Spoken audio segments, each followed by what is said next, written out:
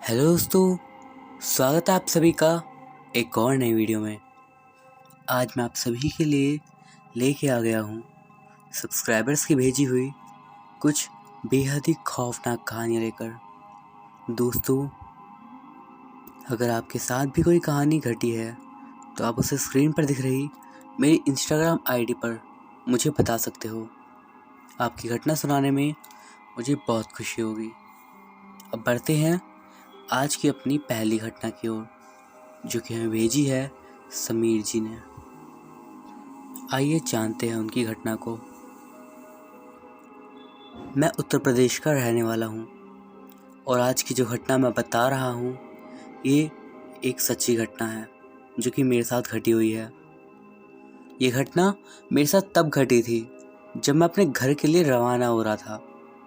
आपको बताना चाहूँगा कि पेशे से मैं एक बाइक का मिस्त्री हूँ और मैं उत्तर प्रदेश में ही अपना काम करता हूँ। आपको पूरी डिटेल्स तो नहीं दूंगा कि ये घटना मेरे साथ कहाँ किस जगह पर घटी, पर ये घटना मैं आपको ठीक वैसे ही बताऊंगा जैसा कि मैंने इसको एहसास किया है। मैं पुल के एक साइड में एक होटल की बेंच पर बैठा था। वो होटल एक ढाबे की तरह थोड़ी झोपड़ी वाले डिज़ाइन का था। कुछ लोग चाय पी रहे थे और मैं इंतज़ार कर रहा था अपनी ट्रेन का। मेरी ट्रेन आने में भी वक्त था, इसीलिए मैं यहाँ बैठकर इंतज़ार कर रहा था। मुझे वहाँ बैठे हुए करीब आधा घंटा से ज़्यादा हो गया था। मेरा मन अंदर से बेचैन भी हो रहा था। मैं एकदम से वहाँ से उठा और हल्का सा आगे घूमने लगा। अभी मैं थोड़ा सा आगे गया ही था कि जब मैं वापस को आया और वापस से उस ढाबे को देखा तो मैं एकदम से सिर चकरा गया। उस ढाबे से मैंने अब तक कोई सामान लिया नहीं था और वो जगह मेरे लिए बिल्कुल नई थी। और जो सबसे ज़्यादा हैरानी की बात थी मेरे साथ वो ये कि वो ढाबा अब देखने में ऐसा लग रहा था मानो कोई कितना पुराना ढाबा हो और उसकी छत और दीवार गिरी हुई थी, एकदम खंडहर जैसे। एक समय के लिए तो मैं अपनी आंखों पर विश्वास ही नहीं कर पा रहा था। मैंने जो देखा या महसूस किया ये सच है या फिर नहीं, इस बात पर मुझे शक हो रहा था। मेरा दिमाग भी जवाब देने लगा कि आखिर ये हो क्या रहा था मेरे साथ। मैं उस समय एकदम असमंजस में पड़ गया और जब मैंने अपने चारों ओर ध्यान से देखा तो हर तरफ सिर्फ और सिर्फ अंधेरा पाया।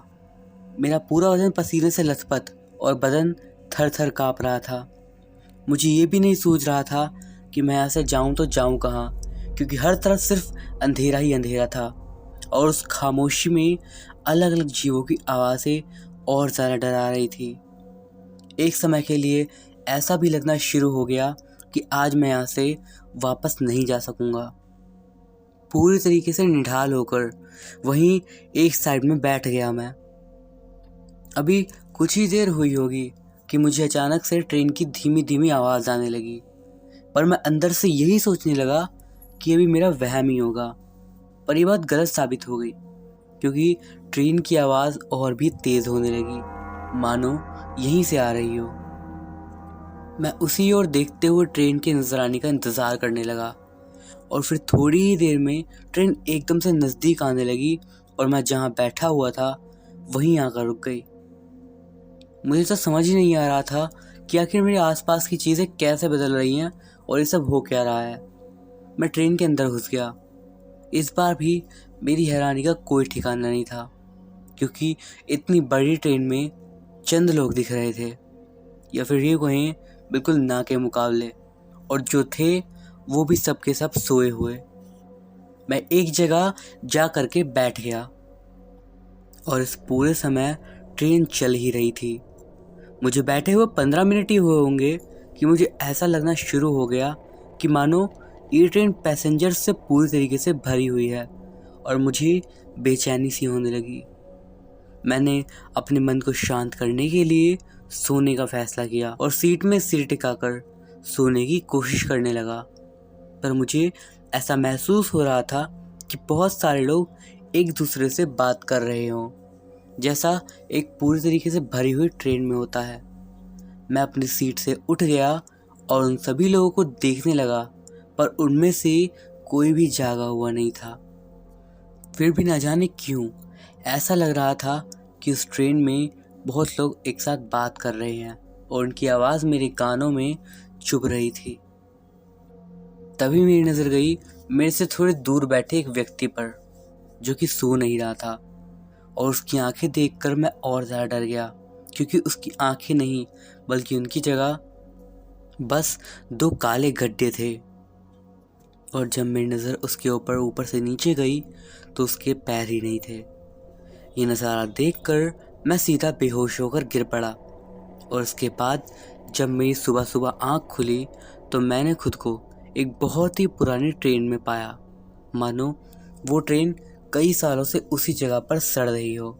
इस घटना के बाद अगले कई हफ्तों तक मैं बीमार पड़ा रहा, और आज भी ये घटना मेरे दिलो दिमाग में ताज़ा है और मुझे डरा देती है। रात का अंधेरा और चारों ओर सन्नाटा छाया हुआ था। हल्की बारिश भी हो रही थी। उस सुनसान रास्ते से इकलौती हमारी कार ही गुजर रही थी। ड्राइवर पूरी तरीके से पसीने से भीग गया था और चुपचाप अपनी गाड़ी चला रहा था। पीछे मैं अपने कुछ दोस्तों के साथ बैठी हुई थी। ड्राइवर के बगल में रौनित बैठा हुआ था। न जाने क्यों ड्राइवर काफ़ी परेशान दिख रहा था। बगल में बैठा रौनित उससे बहुत बार पूछने की कोशिश कर रहा था कि आखिर क्या हुआ आपको, इतना पसीना क्यों आ रहा है आपको, मगर ड्राइवर बिना जवाब दिए गाड़ी तेज़ी से चला रहा था। और फिर अचानक से एक तेज झटके से गाड़ी रुक गई। ड्राइवर गाड़ी चेक करने के लिए नीचे उतरता है और वो देखता है कि गाड़ी बिल्कुल ठीक है, यहाँ तक कि पंचर भी नहीं हुआ है। गाड़ी में लगभग सब कुछ ठीक था, मगर गाड़ी चालू नहीं हो रही थी। ड्राइवर अब बहुत ज़्यादा परेशान हो गया था। बहुत कोशिश करने पर भी गाड़ी चालू नहीं हुई। ड्राइवर अब पूरी तरीके से पसीने से लथपथ थक हार कर वहीं पर बैठ गया। बगल में बैठा रौनित उसे पानी की बोतल देते हुए कहता है, लीजिए पानी पी लीजिए। ड्राइवर पानी पीने के बाद रौनित से कुछ बोलना चाह रहा था, मगर वो इतना ज़्यादा थक गया था कि वो बहुत तेज़ हाँफ रहा था। उसके मुंह से आवाज़ ही नहीं निकल रही थी। उसे देखकर पीछे हम सबकी भी हालत ख़राब थी। मेरे बगल में बैठी मेरी सभी दोस्त यही कह रही थी कि सुबह होने का इंतज़ार करते हैं, सुबह देखेंगे क्या करना है। यही सोच के थोड़ी देर में सभी लोग गाड़ी में ही सो गए। पर चूँकि मुझे नींद नहीं आ रही थी, मैं सीट पर ही बैठे बैठे मोबाइल से अपने घर में कॉल लगा रही थी, लेकिन कॉल कनेक्ट नहीं हो रहा था। थोड़ी देर में मुझे भी नींद आने लगी और मैं अपनी आंखें बंद करके सोने की कोशिश करने लगी। मैं कब सो गई मुझे नहीं पता, और उसके बाद जब मेरी आँख खुली तब सुबह हो गई थी। मैंने देखा कि कार में मेरे अलावा कोई भी नहीं था और कार लॉक भी थी। ये बात सही में बहुत ज़्यादा अजीब थी। मैं सोच में पड़ गई कि आखिर ये सब लोग चले कहाँ गए, वो भी कार को लॉक करके। मैं ड्राइवर वाली सीट में आई और आगे का दरवाज़ा खोलने लगी। आगे का दरवाज़ा लॉक नहीं था, इसीलिए मैं तुरंत गाड़ी से बाहर निकल गई और उन सबको आवाज़ लगाने लगी, लेकिन कोई भी फ़ायदा नहीं हुआ। शायद वो लोग कहीं दूर गए थे या घूमने गए होंगे। ये सोचकर मैं दोबारा कार में बैठ गई और कुछ देर बाद मैंने देखा कि रौनित भागता हुआ मेरी ही तरफ आ रहा था, इसलिए मैं तुरंत कार से उतर गई। रौनित मेरे पास आया और वो बहुत ज़्यादा हाँफ रहा था। थोड़ी देर बाद जब रौनित शांत हुआ तो बोला, जल्दी चलो, ड्राइवर उधर बेहोश पड़ा है। हम दोनों तुरंत उस जगह पर पहुँचे। मैं वहाँ जैसे ही पहुँची तो देखा कि वहाँ एक तालाब है और ड्राइवर किनारे पर बेहोश पड़ा हुआ था और मेरे सभी दोस्त उसे घेर कर खड़े थे। मैंने तुरंत तालाब से चुल्लू पर पानी लेकर ड्राइवर के मुंह पर छिड़का। मैंने ऐसा कई बार किया, लेकिन काफ़ी कोशिशों के बाद भी ड्राइवर नहीं उठा। लेकिन कुछ देर बाद वो एकदम से ज़ोरदार चीख के साथ उठ गया। उसका पूरा बदन थर थर काँप रहा था। रात भर कीचड़ में पड़े रहने के कारण उसे ठंड भी लग रही थी। रौनित ड्राइवर को अपने कंधे के सहारे उठाकर तालाब में उतार देता है और ड्राइवर को तालाब में साफ करने लगता है। ड्राइवर के पूरे कपड़े भीग गए थे, इसलिए रौनित फिर एक बार कार की तरफ जाता है और अपने बैग से अपने कपड़े लाकर ड्राइवर को दे देता है। ड्राइवर ड्राइवर जब उन कपड़ों को पहन लेता है तो फिर वो सब एक साथ वापस आ जाते हैं। गाड़ी में पहुंचने के बाद रोनित ड्राइवर को साइड में बिठा देता है और खुद कार को स्टार्ट करने लगता है। इस बार गाड़ी एक ही बार में स्टार्ट हो जाती है और फिर वो लोग दोबारा अपनी मंजिल के लिए रवाना हो जाते हैं। अभी उन्हें लगभग 60 किलोमीटर दूर जाना था और वो लोग पूरी मस्ती के साथ कार में बैठकर सफ़र का आनंद ले रहे थे, मगर ड्राइवर एकदम चुपचाप बैठा हुआ था। हम लोग जब उस रास्ते से निकल गए तो थोड़ी ही दूर में गांव का रास्ता पड़ने लगा और गांव की हरियाली दिखने लगी। लगभग 2 घंटे बाद हम लोग गांव पहुंच गए। वहां हम सब नीलम से मिले, जिसकी आज शादी थी। वो हमारी स्कूल की क्लासमेट थी और हमारी बेस्ट फ्रेंड भी। नीलम हम सबको देखकर बहुत खुश हुई और फिर हम लोग उसके घर चले गए। हर तरफ चहल पहल, नाचना गाना चल रहा था। जब शाम हुई तो हम लोगों को एक कमरे में ले जाया गया जहां हम सबको ठहरना था। हम लोग कमरे में पहुंच गए और चाय नाश्ता करने के बाद मैंने ड्राइवर से वो सारी बातें जानने की कोशिश की जो कि उसने महसूस किया था। तब ड्राइवर ने बताया, हम लोग जिस रास्ते से आ रहे थे, जिस हाईवे पे हमारी कार ख़राब हुई थी, उस हाईवे को स्टेट हाईवे 49 के नाम से जाना जाता है और ये 2 लेन का हाईवे है। इस हाईवे को ईस्ट कोस्ट रोड ECR से भी जाना जाता है, जो कि पश्चिम बंगाल को तमिल से जोड़ता है। चेन्नई से पौंडीचेरी के बीच का ये रास्ता भूत की वजह से काफ़ी ज़्यादा डरावना है, और वो भी ख़ास तौर पर रात में। मेरी तरह कई ड्राइवरों ने बताया है कि रात में अचानक एक सफ़ेद साड़ी पहनी हुई औरत दिखाई दे जाती है, जिससे उनका ध्यान टूट जाता है और एक्सीडेंट हो जाता है। एक बात और, औरत दिखने के बाद ही ड्राइवर को महसूस होता है कि रात का तापमान अचानक गिर रहा है और रोड भी सिकुड़ रही है। कईयों ने तो ये भी बताया है कि जब सफ़ेद साड़ी वाली औरत दिखती है तो रीढ़ की हड्डी के नीचे कंपन महसूस होती है। इसी तरह की सारी चीज़ें मुझे भी महसूस हो रही थी। मुझे भी सफ़ेद साड़ी वाली औरत दिखाई दी थी। उसे देखकर न जाने मुझे क्या हुआ कि मैं उसके पीछे पीछे जाने लगा, और जब मुझे होश आया मैं तालाब के किनारे था। मेरे दिमाग में शैतान सवार था कि मैं तालाब में उतर गया, और तालाब में उतरते साथ ही मुझे ऐसा लगा कि मानो कोई मुझे पानी के अंदर खींच रहा हो। बहुत मुश्किल से मैं तालाब के साइड में पहुंचा, जिसके बाद जो मैंने सुना वो बहुत ही ज़्यादा बेकार था। वही औरत मुझे दोबारा दिखाई दी, और इस बार वो बहुत डरावने तरीके से हंस रही थी और बोली, अच्छा हुआ कि तू निकल गया यहाँ से, वरना आज तो जिंदा भी नहीं बचता। इसी तरह की चीज़ें वो बोल रही थी। ड्राइवर की ये सारी बात सुनकर हम सभी लोग बहुत ज़्यादा डर गए, और उस हाईवे से हम लोग वापस नहीं गए।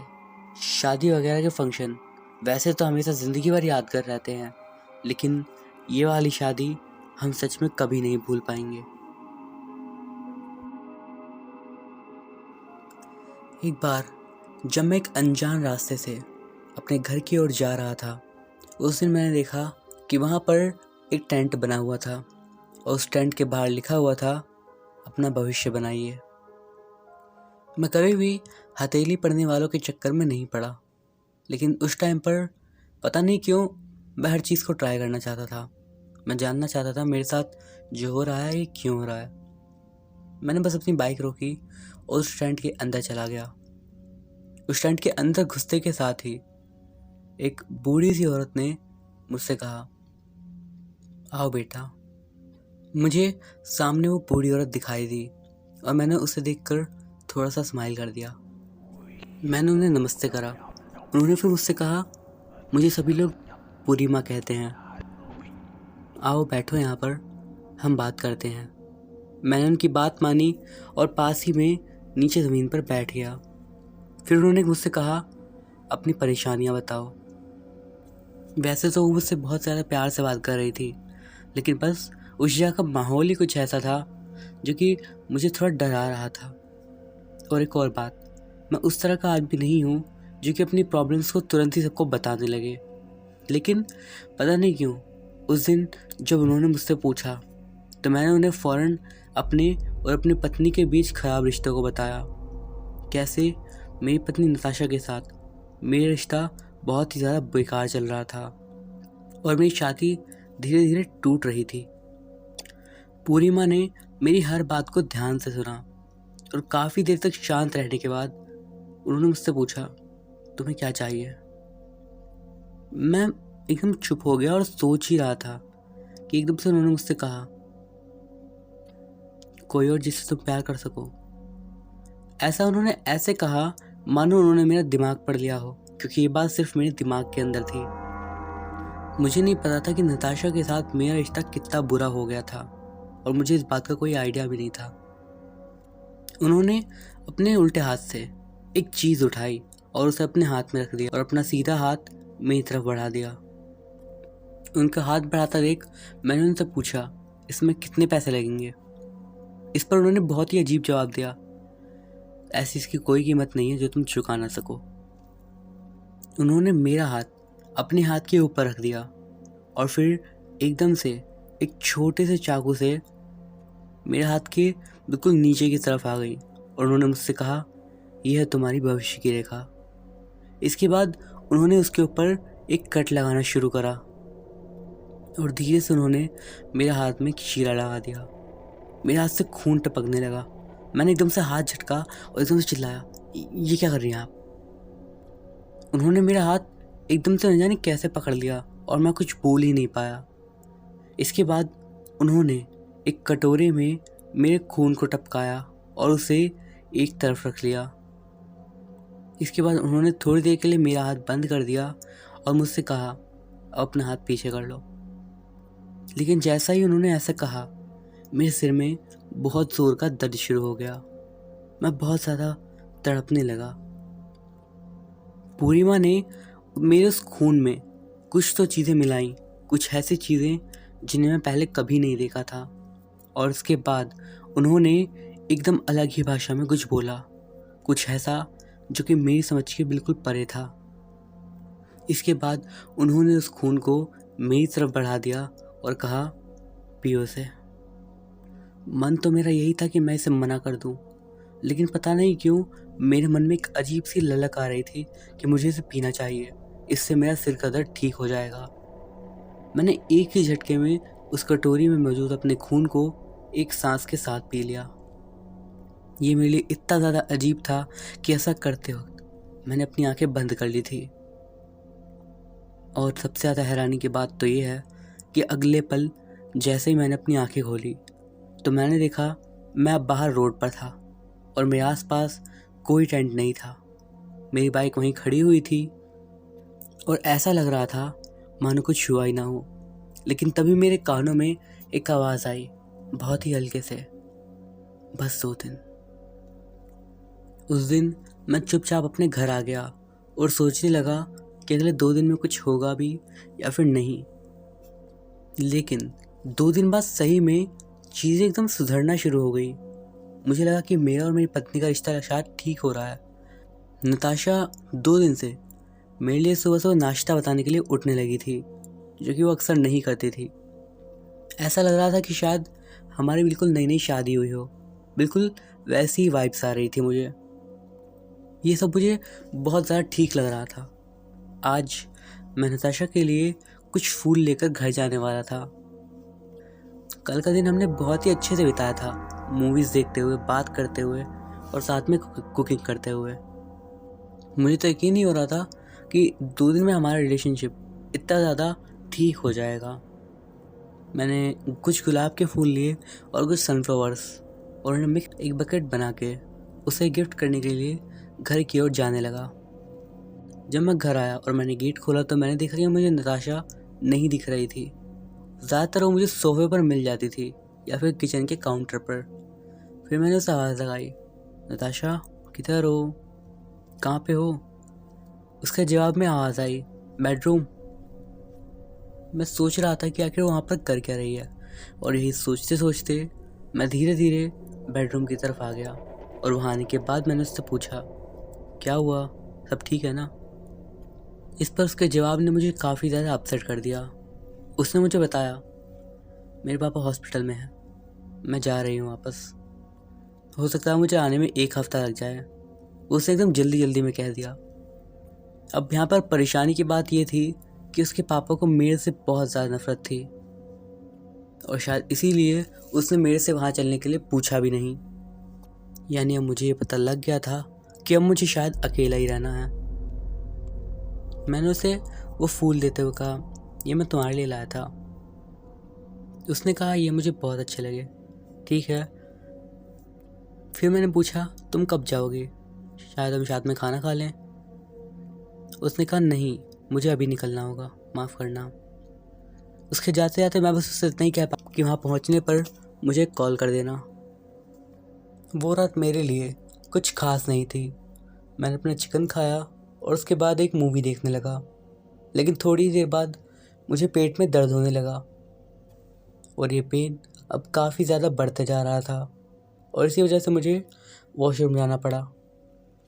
पर वहाँ जाने के बाद मैं जैसे ही वॉशरूम की सीट पर बैठा, एकदम से मुझे उल्टी होने लगी। कोई नॉर्मल उल्टी नहीं, बल्कि खून की उल्टी। और उस उल्टी में जो एक चीज़ निकली मेरे पेट से, उसने मुझे काफ़ी ज़्यादा परेशानी में डाल दिया। वो था एक कागज़ जिसमें किसी और भाषा में कुछ लिखा हुआ था। अब ये मुझे काफ़ी ज़्यादा अजीब लग रहा था और मुझे अब पूर्णिमा वाली बात भी याद आ रही थी। मैं सोच ही रहा था कि मुझे क्या करना चाहिए। उसके बाद मैं अपने रूम में आ गया और जो लैंग्वेज लिखी हुई थी उसे समझने की कोशिश करने लगा।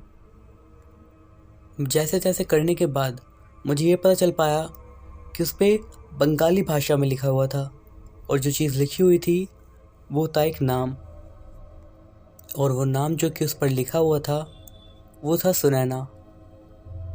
इसके अलावा उस पर कुछ नंबर लिखे हुए थे जो कि थे 27, 157 और 53। इन सब चीज़ों से मैं काफ़ी ज़्यादा कंफ्यूज हो रहा था और एकदम से मैं अपने बेड पर बैठ गया और न जाने मैं कहाँ खो गया। ऐसा लगने लगा कि मैं अपनी आंखों के सामने कुछ और ही देख रहा हूँ, कहीं और कहीं नज़ारा। मैंने देखा एक आदमी था जो कि बंगाली भाषा ही बोल रहा था और उसके सामने पूर्णिमा बैठी हुई थी। वो उससे बंगाली में ही बात कर रही थी। मैंने देखा कि उस आदमी के साथ भी पूर्णिमा ने वही प्रोसेस किया जो कि उन्होंने मेरे साथ किया था, लेकिन उन्होंने उसके खून को एक गिलास में निकलवाया था और उसका खून पूरा गिलास भर के उन्होंने उसमें कुछ करा था। इसके बाद मैंने देखा काफ़ी देर तक वो आदमी वहीं बैठा रहता है और उसके बाद जिस गिलास में उसका खून था, आप यकीन नहीं करेंगे, उसकी जगह पर एकदम से एक लड़की आ जाती है। इसके अलावा पूर्णिमा बस इतनी बात हिंदी में बोलती हैं जो कि मुझे समझ में आती है। इतने दिन बाद ये ख़त्म हो जाएगी और शायद यही थी डेडलाइन। एकदम से मानो मेरी आंखों का पर्दा बंद हुआ हो और एकदम से एक नई चीज़ चलनी शुरू हो गई हो। और इस बार मैं एक लड़की को देख पा रहा था जिसका नाम था सुनैना। मुझे बात तुरंत पता लग गई कि मैं जो देख रहा हूँ ये सुनैना की पहले की स्टोरी है। सुनैना कोलकाता में रहती थी और उसके पापा का एक क्लब था। उसकी मम्मी एक बेकरी चलाती थी। सुनैना खुद एक बड़ी सी ग्राफिक डिज़ाइनिंग कंपनी में जॉब करती थी। ये सारी चीज़ें एकदम ऐसा लग रहा था नॉर्मली हो रही हैं, लेकिन एकदम से अंधेरा छा गया। मुझे लगा शायद ये सब ख़त्म, और उसके बाद मेरे कानों में पूरी माँ की आवाज़ गूंजी, तुम्हें क्या चाहिए? और उस पर सुनैना का जवाब था, मैं चाहती हूँ मेरी कंपनी तरक्की कर ले। और उसके तुरंत बाद आवाज़ बंद हो गई और सब कुछ एकदम से शांत हो गया। किसी ने मेरा नाम लिया, राहुल। मैं सोच रहा था कि शायद नताशा वापस आ गई है, लेकिन जब मैंने अपनी गर्दन पीछे घुमाई तो ये देखकर मैं हैरान रह गया कि मेरे पीछे सुनैना खड़ी थी। एक पल को तो मैं बहुत ज़्यादा डर गया था, लेकिन एकदम से मुझे याद आया कि शायद उसकी कोई डेडलाइन है और वो तुरंत ही वहाँ से गायब हो जाएगी, या फिर वो उस जगह पर है ही नहीं। इसके बाद उसने कहना शुरू करा, क्या तुमने मुझे सुना नहीं था? इसके बाद वो मेरी तरफ मुस्कुराई और मेरे पीछे से ही चली गई। फिर उसने मुझसे पूछा, क्या तुम्हारी तबीयत ठीक है? मैंने कहा हाँ, बस मेरे को लगता है मेरे पेट में थोड़ी गड़बड़ है। इसलिए तुमसे कहती हूँ कि मुझसे खाना बनवाया करो। उस पूरी रात मैं इतना ज़्यादा कंफ्यूज रहा, ये मैं आपको बता भी नहीं सकता। मैं यही सोच रहा था कि सुनैना सच में मेरे साथ है या फिर ये सब कुछ अलग ही चीज़ है। सुनैना दिखने में काफ़ी सुंदर लड़की थी, वो बिल्कुल वैसी ही लड़की थी जैसी कि मुझे चाहिए थी। लेकिन अगर जो चीज़ें मैंने देखी वो सब सच था, तो उसका मतलब ये है कि वो सच्चाई नहीं थी और वो बस कुछ दिन तक ही मेरे साथ रहने वाली थी। उस पूरी रात मैं उसी के पास रहा और उससे बात करता रहा। अगले दिन जब मैं सुबह से उठा तो मैं एकदम हैरान रह गया कि वो मेरे पास ही सोई थी। लेकिन फिर मुझे वो सारी बातें याद आने लगी। उसने मुझसे कहा 5 मिनट और सो जाओ। ये 5 मिनट कब 35 मिनट में बदल गए मुझे पता ही नहीं चला और मैं ऑफिस के लिए काफ़ी ज़्यादा लेट हो गया। जब मैं ऑफिस में आया तो मेरे बॉस ने मुझसे कहा आज तुम्हें दूसरे डिपार्टमेंट में जाना है। मैंने कहा ठीक है। वहाँ जाने के बाद 4 घंटे की अच्छी खासी जॉब करने के बाद मुझे एक मेरे बॉस की कॉल आती है, तुमसे कोई मिलने आया है। जब मैं बाहर गया तो मैंने देखा सुनैना एक बैग लेकर आई थी। मैंने उससे एकदम से पूछा तुम यहाँ क्या कर रही हो? तुम इतनी जल्दी में आए कि तुमने अपना लंच ही नहीं लिया, इसलिए मैंने सोचा कि मैं ले आती हूँ। मैंने उसे शुक्रिया कहा और लंच लिया। इसके बाद उसने तुरंत कहा ठीक है मुझे वापस जाना है, घर पे मिलती हूँ। इसके बाद वो तुरंत ही वहाँ से चली गई और एकदम से गायब हो गई। जब मैं वापस अपने केबिन में गया तो मेरे कंपनी फ़ोन पे कॉल आई नताशा की। मैंने उठाया और उसने कहा हेलो, तुम थे कहाँ पर? फिर मुझे याद आया, मुझे माफ़ करना, बिल्कुल भूल गया था। उसने कहा कि मैं तुम्हें लगभग 50 बार कॉल कर चुकी हूँ। अच्छा प्लीज़ मुझे माफ़ कर दो, मेरे को बिल्कुल ध्यान नहीं था। क्या तुम सही से पहुँच गई थी? हाँ मैं हॉस्पिटल में हूँ और मुझे आने में लगता है टाइम लग जाएगा। इसके बाद उसने कॉल काट दिया। बाकी का पूरा दिन एकदम नॉर्मल ही रहा और जब मैं घर आया तो मैं सुनैना को देखने के लिए बेताब था। घर पहुंचने पर मैंने देखा कि वो खाना बना रही है। इसके बाद मैंने अपना फ़ोन देखा जो कि बेड पर ही पड़ा हुआ था। नताशा झूठ नहीं कह रही थी, उसने मेरे फ़ोन पे 46 मिस कॉल और 7 मैसेजेस भेजे थे। इसके बाद सुनैना मुझसे पूछती है तुम्हारा दिन कैसा था, बॉस ने आज ही पंगा करा? मैंने कहा नहीं, आज वो मेरे से अच्छे से बात कर रहा था। धीरे धीरे सुनैना का साथ मुझे बहुत ज़्यादा अच्छा लग रहा था। वो मेरे लिए खाना बनाती थी जो कि नताशा कभी नहीं करती थी। अगले कुछ दिन और बीते और अब मैं सपने के बारे में बिल्कुल भूल गया था। ऐसे ही एक शाम मैं उससे बात कर रहा था और हम दोनों शांति से बैठे हुए थे कि अचानक से मेरे कान में एक गूंजती हुई आवाज़ सुनाई दी। 2 दिन बाद मुझे एकदम से सब कुछ याद आ गया और मेरे चेहरे के एक्सप्रेशन से एकदम से बदल गए। सुनैना एकदम परेशान हो गई और उसने मुझसे पूछा कुछ हुआ है क्या? तुम 2 दिन में गायब हो जाओगी। मैंने उससे कहा क्या मतलब, क्या कह रहे हो तुम? मेरे कान में अभी अभी आवाज़ आई। सर अपना हाथ देखो। अब और ज़्यादा हैरानी की बात तो ये थी कि मुझे सुनैना के हाथ पर 2 दिन लिखा हुआ दिखाई दे रहा था। लेकिन जब मैंने उसे वो दिखाया तो उसने कहा कि उसके हाथ पर मेरे नाम का टैटू बना हुआ है। मुझे पता था कि वो शायद इस बात को नहीं समझेगी या फिर वो जानती ही नहीं है या फिर भूल गई है, लेकिन मुझे इतना पता था कि 2 दिन के बाद वो मेरे साथ नहीं रहेगी और मैं चाहता था कि ये 2 दिन अच्छे से निकलें। अगले दिन लेकिन जब मैं घर आया तो मैं एकदम से हैरान हो गया।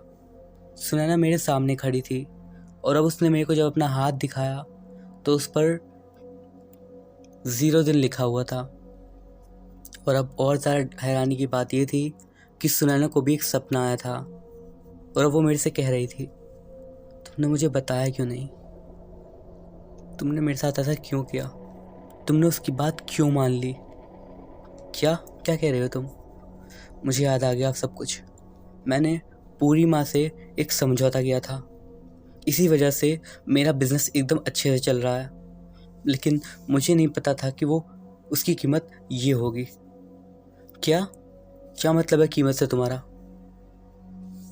इसका मतलब मेरे साथ वही होगा जो तुम्हारे साथ हो रहा है? हाँ, जो मैं अभी कर रही हूँ ये मैं पहले भी कर चुकी हूँ, पहले किसी और के साथ। ऐसा लग रहा है कि एक ही चीज़ बार बार होती जा रही है, लेकिन बस इंसान बदल रहा है। मैं बहुत ज़्यादा परेशान हो गई हूँ, मुझे सब कुछ याद आ गया है। इसके बाद उसने एक बड़ा सा चाकू निकाला और उसने उसे अपनी गर्दन में घुसाने की कोशिश करी, लेकिन वो खुद को नहीं मार पा रही थी। अब वो ज़ोर ज़ोर से रोने लगी और कहने लगी, ये मैं नहीं कर सकती, उसने मेरे को शक्तियों से बांध रखा है, ये मैं नहीं कर सकती। फिर वो एकदम से मेरे पास आई और कहने लगी, राहुल, अगर तुमने कभी मुझे चाहा है तो प्लीज़ मुझे मुक्त कर दो। मैं इस तरह से जीते जीते थक गई हूँ। तुम सोच नहीं सकते जितनी बार मैंने ये ज़िंदगी बार बार जीती जा रही हूँ, एक ही चीज़ बार बार मैं करती जा रही हूँ। अगर तुम सही में एक इंसान होने के नाते मुझे चाहते हो तो मैं चाहती हूँ कि तुम ये कर दो, तुम मुझे जान से मार दो। मैं इस तरह से नहीं रह सकती। मुझे भी न जाने क्या हुआ और मैंने ये कर दिया।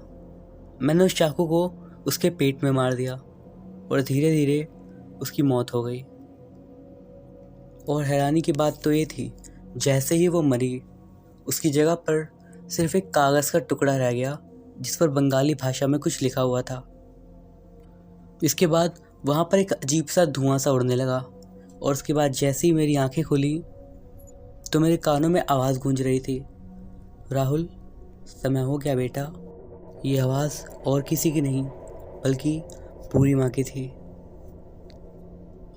अब मैं ये सारी बातें लिख रहा हूँ क्योंकि मुझे किसी की मदद चाहिए। मैं पिछले कई दिनों से अलग अलग लोगों के साथ एक ही ज़िंदगी जिए जा रहा हूँ। नताशा मुझे जाने कब से ढूंढ रही होगी, कब से मेरे लिए परेशान होगी, लेकिन मैं किसी जगह पर फंस गया हूँ, एक ऐसी दुनिया में जहाँ से बाहर नहीं निकल पा रहा। मैं इस बेकार सी जगह पर नहीं आ सकता जहाँ पर एक ही जिंदगी बार बार रिपीट हो रही है।